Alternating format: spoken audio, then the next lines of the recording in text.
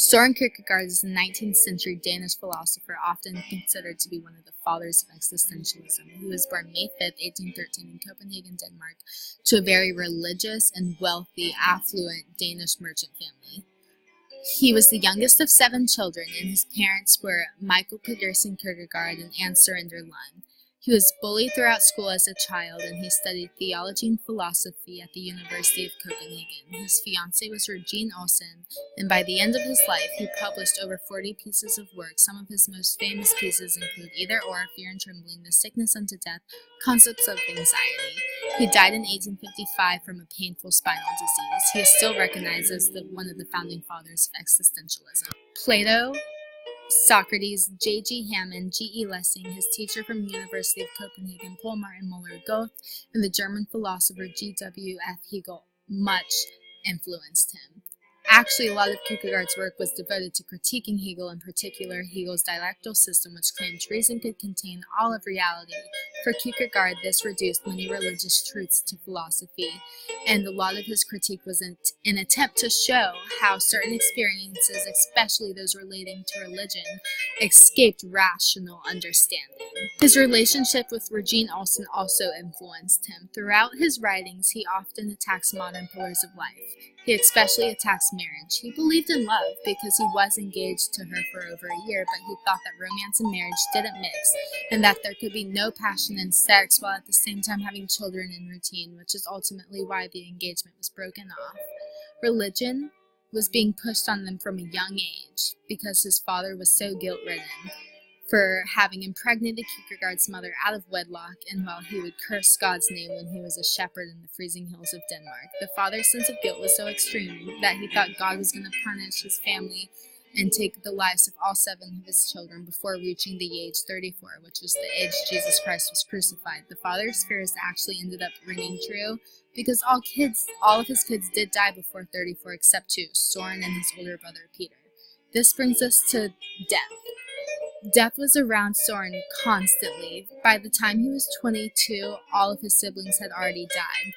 Death could be considered broadly one of his only themes in all of his works.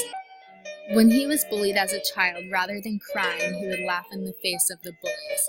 His topic of laughing actually ends up coming into his book, Either or.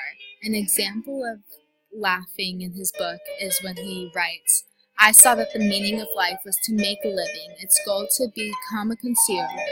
The rich delight of love was to acquire a well-to-do girl, that the blessedness of friendship was to help each other out in financial difficulties, that wisdom was whatever the majority assumed it to be, that enthusiasm was to give a speech, that courage was to risk being fined $10, that cordiality was to say, may it do you good after a meal, that piété was to go to communion once a year.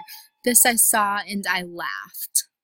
Existentialism is a philosophical movement centering on the analysis of the universe being unfathomable, and the plight of the individual must assume ultimate responsibility for acts of free will without any certain knowledge of what is right or wrong, good or bad. His view was that truth was found through subjectivity, through our individual and unique apprehension of things. Existentialism is commonly confused with nihilism because both deal with the meaninglessness of life. But in existentialism, the person going through life is what puts meaning to it. He kept several journals, which are still intact and continue to be read by students and professors of philosophy today. His influence first was largely in Scandinavia and to German-speaking people in Europe, where his work had an impact on Protestant theology.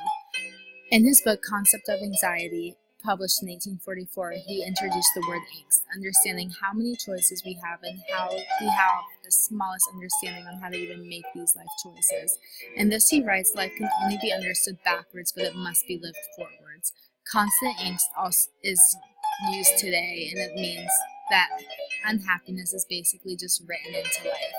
He was before his time, and he writes in Concepts of Anxiety that anyone who gives the matter any serious thought will know that I'm right when I say it's not possible for anyone to absolutely in every conceivable way be content, not even for a single half hour of his life. No one has come into the world without crying. No one asks when you want to come into the world. No one asks when you want to leave. How empty and meaningless life is. We bury a person, throw 3 shovels of earth over him, drive out in a coach, drive back in a coach, and console ourselves that we still have life enough to live. He introduces taking a leap of faith, which people still use today. He introduced taking a leap of faith in order to justify why Christianity was the answer, and that there is no way to rationalize it. Existential psychologists believe that it is not only important to identify and reduce the symptoms of mental illness, addictions, relationships issues, and other psychological issues, but to go beyond symptoms, addressing how a person defines the meaning, purpose, and the life well lived. An existential way of life is also present in the final scenes of Toy Story 3.